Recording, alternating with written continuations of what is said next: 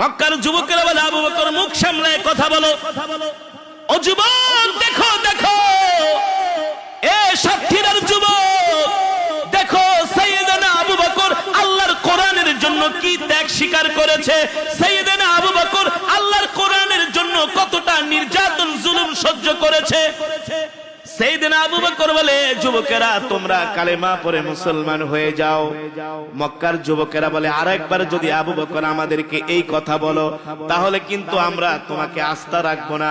সাইয়েদনা আবু বকর বলে, শোনো শোনো, তোমরা যদি মিথ্যা ধর্মটা তোমরা যদি প্রচার করতে পারো, আমি আবু বকর সত্য ধর্ম কেন কথা বলতে পারবো না? আল্লাহু আকবার। তোমরা যদি মিথ্যা ধর্মটা বুক ফুলায়া প্রচার করতে পারো, আমি আবু বকর সত্য ধর্ম ইসলামের কথা কেন বলতে পারবো না? ঠিক কিনা বলেন? ঠিক না? আমার কোরআন সত্য, আমার নবী, আমার ধর্মই হলো শান্তির ধর্ম। তোমরা লাত মানাতের পূজা করো, উজ্জার পূজা করো। আবু বকর বলতেছে এগুলা বন্ধ করো, বন্ধ করো। মুহাম্মদ সাল্লাল্লাহু আলাইহি সাল্লামের হাতে হাত রেখা বাঁচতে চাইলে কালেমা পড়ে মুসলমান হয়ে যাও। মক্কার যুবকেরা এই কথা বলার পরে সাইয়েদনা আবু বকর বলে, যুবকেরা তোমরা আমার উপর যদি জুলুম করো, নির্যাতন করো, তাতেও আমি সত্য কথা বলবো, তোমরা কালেমা পড়ে মুসলমান হয়ে যাও। কিছু যুবক বলে, আবু বকর আপনাকে ভালো মনে করেছিলাম, আপনি মুরব্বী মানুষ, এই কারণে আপনাকে সম্মান করি, কিন্তু আপনি আমাদের ধর্মের বিরুদ্ধে কথা বলতেছেন, আমাদের লাত মানাত উজ্জার বিরুদ্ধে কথা বলতেছেন, আপনাকে আর ছাড় দেওয়া যাবে না। এই কথা বলে কিছু যুবক এসে সাইয়েদনা আবু বকরকে এমন ভাবে আক্রমণ শুরু করলো। কেউ সাইয়েদনা আবু বকরকে ঘুষি মারে, কেউ থাপ্পড় মারে, কেউ লাথি মারে। এইভাবে করে 10-12 জন সাইয়েদনা আবু বকরকে মারতে মারতে মাটির মধ্যে লুটিয়ে ফেলেছে। একজন কাফের যুবক দৌড়ায় আয়েশা, তার পায়ের মধ্যে একটা খরম ছিল, সেই খরম দিয়া বাড়ি দিয়া বলে, আবু বকর তুমি তোমার কোরআনের দাওয়াত দিতে আসছো, তোমার নবীর দাওয়াত দিতে আসছো, আমি তোমাকে মজাটা বুঝাইতেছি, আর কোনদিন যদি মুহাম্মাদের কথা আমাদের সামনে বলো আমরা তোমাকে আস্থা রাখবো না। এই কথা বলে জুতা দিয়া সাইয়েদনা আবু বকরের মুখের ভিতরে একটা বাড়ি মারলেন। এক বাড়িতে কপাল ফেটে এমন ভাবে রক্ত বের হলো, রক্তে সাইয়েদনা আবু বকরের চেহারাটা একেবারে রক্তাক্ত হয়ে গেল। আরেকটা বাড়ি মারলেন, কপাল ফেটে সাইয়েদনা আবু বকরের চেহারাটা এমন ভাবে রক্তাক্ত হয়ে গেছে আর আবু বকরের চেহারা চিনা যায় না। যুবকরা মেরে সাইয়েদনা আবু বকরকে রাস্তার মধ্যে ফেলে দিয়া যুবকরা দৌড়ে বাড়িতে চলে গেছে। ওইদিকে আবু বকরের বাড়িতে যায় খবর দিছে, শুনছনি শুনছনি, মক্কার যুবকেরা কোরআনের দাওয়াত দেওয়ার কারণে আবু বকরকে মেরে রাস্তার মধ্যে রক্তাক্ত করে রেখেছে। আয়েশা দেখে সাইয়েদনা আবু বকরের মা, সাইয়েদনা আবু বকরের বোন, সাইয়েদনা আবু বকর রাস্তার মধ্যে বেহুশ হয়ে পড়ে আছে, পুরো শরীর একেবারে রক্তাক্ত হয়ে গেছে, পুরো শরীর একেবারে রক্তাক্ত হয়ে গেছে।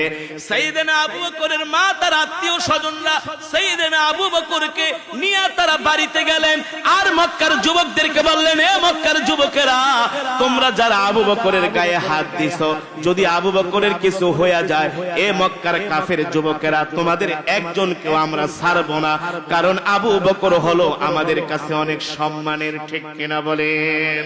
আবু বকরকে সবাই ভালোবাসতো। এমন আবু বকরকে মারার কারণে মক্কার কাফেরদের মধ্যে দ্বন্দ্ব লেগে গেছে। এত ভালো একটা মানুষ আবু বকর, তার গায়ে এভাবে আঘাত করা হলো। একদিন হয়ে যায়, 2 দিন হয়ে যায়, 3 দিন পর্যন্ত আবু বকর রাদিয়াল্লাহু তাআলা আনহুর জ্ঞান ফিরে না, হুঁশ ফিরে না। যখন 3 দিন পরে সাইয়েদনা আবু বকরের জ্ঞান ফিরল, তার মা তার কাছে 1 গ্লাস পানি নিয়ে গেলেন, বললেন, বাবা রে, 3 দিন পর্যন্ত তোমার জ্ঞান ফেরে না, এ বাবা 3 দিন পরে তোমার জ্ঞান ফিরেছে, 1 গ্লাস পানি খাও, কিছু খাবার গ্রহণ করো। সাইয়েদনা আবু বকর বলে, মা আমি পানি খেতে পারি, খাবার খেতে পারি, শর্ত হলো আমাকে আগে আল্লাহর নবীর কাছে নিয়ে যাও, তার চেহারা না দেখার আমি দুনিয়ার কোনো খাবার আমার মুখে দিতে পারবো না। আল্লাহু আকবার। সাইয়েদনা আবু বকরের মা বলে, বাবা রে, তুমি কি আমার চাইতে নাকি মোহাম্মদ ইবনে আব্দুল্লাহকে ভালোবাসো নাকি? আমি তো তোমার জন্মদাতা মা। এবার আবু বকর বলে, মা, আপনি আমাকে 10 মাস 10 দিন গর্ভে ধারণ করেছেন, ঠিক আছে, আল্লাহি রব্বিল কাবা, রবের কাবার কসম খায়া বলি, আমি আপনার চাইতে, বাবার চাইতেও আল্লাহর নবী মুহাম্মদ সাল্লাল্লাহু আলাইহি সাল্লামকে ভালোবাসি। আল্লাহর নবীকে যতক্ষণ পর্যন্ত দেখতে না পারবো ততক্ষণ পর্যন্ত আমি মুখের মধ্যে কোনো খাবার তুলে নিব। আগে নবীর কাছে আমাকে নিয়ে যান, আগে নবীর চেহারাটা আমাকে দেখান। আবু বকরের মা বলে, কোন জায়গার কোন মুহাম্মদ? তার জন্য তুমি এমন পাগল হয়ে গেছো? তুমি আমার এমন সোনার ছেলে, তোমার গায়ে আমি একটা ফুলের টোকাও লাগতে দেই নাই। আজকে তুমি মুহাম্মাদের কথা বলার কারণে তোমার উপরে মক্কার যুবকেরা এমন ভাবে তোমাকে রক্তাক্ত করলো, তোমার শরীর থেকে রক্ত ঝরাইলো। আমি জন্মদাতা মা এটা সহ্য করতে পারি না। সাইয়েদনা আবু বকর অসুস্থ অবস্থায় দাঁড়ায় গেছে, বলে, মারে, শুধু কপাল থেকে রক্ত ঝরানা, আল্লাহর জমিনে আল্লাহর কোরআনের কথা বলতে যায়, মুহাম্মদ সাল্লাল্লাহু আলাইহি সাল্লামের কথা বলতে যায়, আমি আবু বকর যদি জীবনও চলে যায় তারপরে আমার আবু বকরের কোনো আফসোস নাই। আল্লাহু আকবার।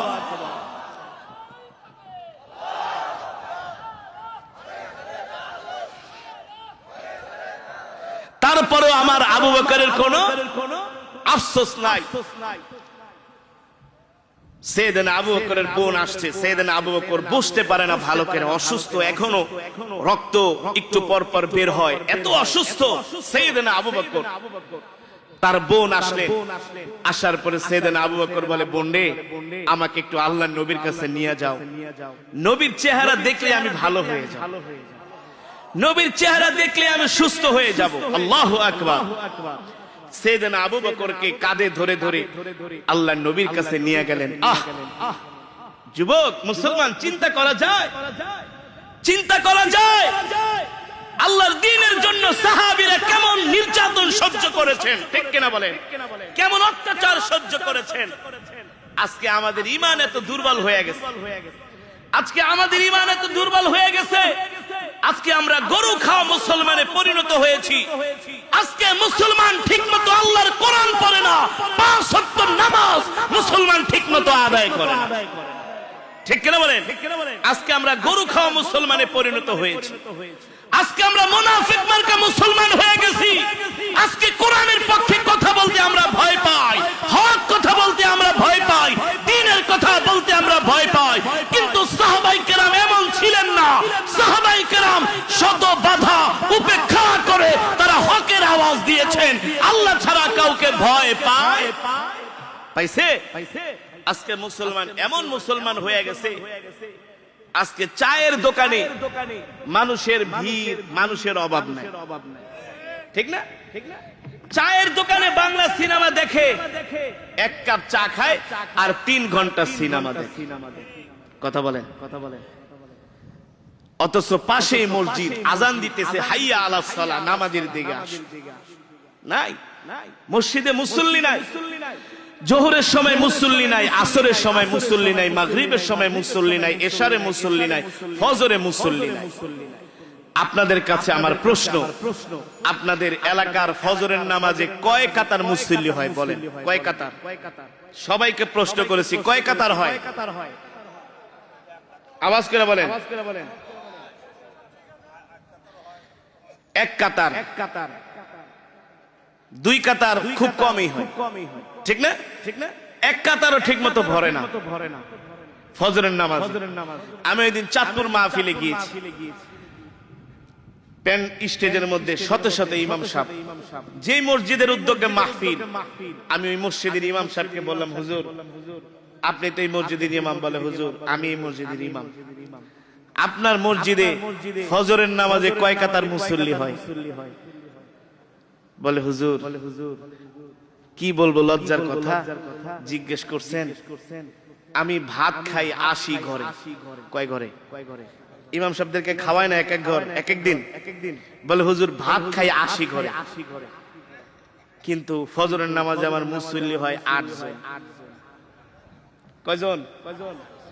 ভাত খায় 80 করে, 80 করে ভাত খায়, ফজরের সময় মুসল্লি হয় একজন করে হইলো তো 80 জন হইতো,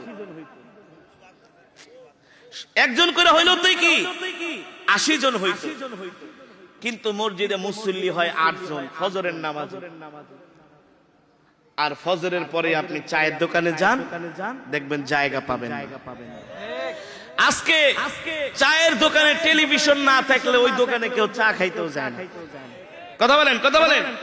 ওই দোকানে কেউ চা খেতেও, আপনি শুধু বেশি না একটা বাংলা সিনেমা আপনি বড় পর্দায় চালায় দেন, দেখবেন মানুষ রাত 2টা-3টা পর্যন্ত বসে বসে বাংলা সিনেমা দেখে। কিছুদিন আগে ফুটবল খেলা গিয়েছিল, এই দেশের গরু খাওয়া মুসলমান গুলা রাত 3টা পর্যন্ত খেলা দেখে। কথা বলেন, কথা বলেন। দেখেছে কি দেখেছে না? কিন্তু কোরআনের মজমায় মসজিদে গেলে প্রেসার উঠে যায়, কতক্ষণ বাড়িতে যাবে, ঠিক কিনা বলেন? এমনও মুসলমান আছে এখানে ওয়াজ হইতেছে, যে দেখেন রাস্তায় ঘুরতেছে আর বিড়ি খাইতেছে, রাস্তায় ঘুরে বিড়ি খায়, চা খায়, দোকানে বসে আড্ডা মারে। যদি বলে ভাই চলেন প্যান্ডেলে যাই ওয়াজ শুনি, কেন এখান থেকে শোনা যায় না, প্যান্ডেলে কেন যাবো, ঠিক কিনা বলেন? ওয়াজের প্যান্ডেলে মজা লাগে না, এক প্যাকেট বিড়ি দিয়া দেন, সিগারেট দিয়া দেন, দেখবেন 6 ঘন্টা বসে থাকবে। নাউজুবিল্লাহ। মুসলমান, আজকে আমাদের উপরে এত আযাব গজব আসতেছে, কারণ কি? কারণ কি? আল্লাহর নবীর সাহাবীরা তারা দ্বীনের জন্য, ইসলামের জন্য জীবন দিয়া দিয়েছে, ঠিক কিনা বলেন? আর আমরা গুনাহ করতে করতে, নাফরমানি করতে করতে জীবন দিয়া দিই। গুনাহ করতে করতে আমাদের জীবনটাকে আমরা শেষ করে দিচ্ছি। আজকে মসজিদে মুসল্লি পাওয়া যায় না। সেলুনে গেছি চুল কাটার জন্য, দেখি বাংলা সিনেমা চালাইতেছে। আমি বললাম এই ছেলে টেলিভিশন বন্ধ করো। দেখি একজন মুরব্বী, বয়স হবে 60 থেকে 70, দাড়ি পেকে গেছে, সে দেখি হা করে টেলিভিশনের দিকে তাকায় আছে। আমি বললাম চাচা আপনার বয়স 60 বছর হয়ে গেছে, 70 বছরের মুরব্বী আপনি, দাড়ি ঠাড়ি পেকে গেছে, আপনি কিভাবে বাংলা সিনেমা দেখেন তাকায় তাকায়? বলেন আপনার কি কষ্ট লাগে না, লজ্জা লাগে না? এই কথা আমি বলি নাই, আমি ভদ্রতার সাথে বলি আপনার কি কষ্ট লাগে না? আপনি হারাম জিনিস কিভাবে দেখেন? বলে বাবারে বয়স হয়ে গেছে তো কি করবো, আর বাড়িতে বসে আমার সময় কাটে না, এই কারণে মাঝে মাঝে এসে একটু টেলিভিশন দেখি। কথা বলেন, কথা বলেন। এমন মুরব্বী আছে কি আছে না? আছে কি আছে না? হ্যাঁ, এমন যুবক আছে রাতের পর রাত ফেসবুক চালায়, ইউটিউব চালায়। আরে তোমরা তো রাত 3টা পর্যন্ত ফুটবল খেলা দেখছো, পারলে তোমরা রাত 3টা বাজে যে তাহাজ্জুদের নামাজ পড়ো। কথা বলেন, কথা বলেন। পারলে রাত 3টা বাজে যে মসজিদে তাহাজ্জুদের নামাজ পড়ো, কোরআন তেলাওয়াত করো। আজকে তুরস্কের উপরে এত বড় ভূমিকম্প কেন হলো বোঝো না? কারণ কি? মাঝে মাঝে বড় বড় সিডর আসে, আইলা আসে, আসে কি আসে না? এই সুন্দরবনের উপর দিয়েই তো যায়। আগে তো আপনাদের উপরে আঘাত করে নাকি, যেহেতু আপনারা সুন্দরবনের কাছে। কারণ কি?